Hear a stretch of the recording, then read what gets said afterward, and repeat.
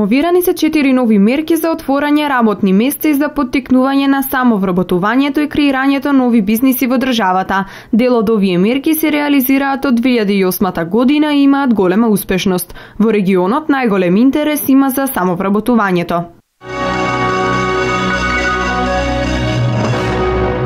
Објавен е огласот за поддршка на руралниот развој. Од трите мерки најпривлечна во регионот е онаа за невработените лица помлади од 40 години.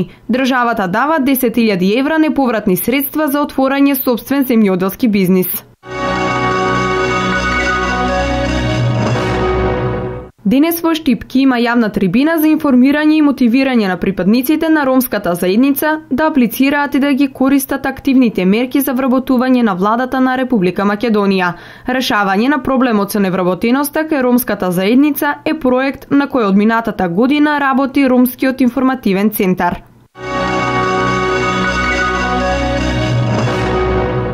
Министерот за образование и наука Абдулаки Мадеми навестува дека средните верски училишта во Македонија кои работат под закрила на верските заедници ќе бидат под надлежност на Министерството за образование и наука.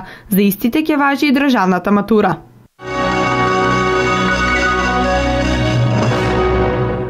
Истекува рокот за пријавување дополнителни приходи за 2014 година. 15 март е последниот ден до кога треба да се поднесат годишните даночни пријави, а годинава секој што добил регрес за годишен одмор ќе мора да го пријави. Од УЈП апелираат граѓаните навреме да ги поднесат своите пријави за дополнителни приходи.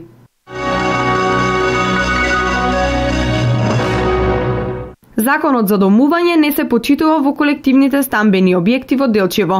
Надлежните апелираат да бидат назначени управители кои ќе се грижат за поефикасно функционирање на законот.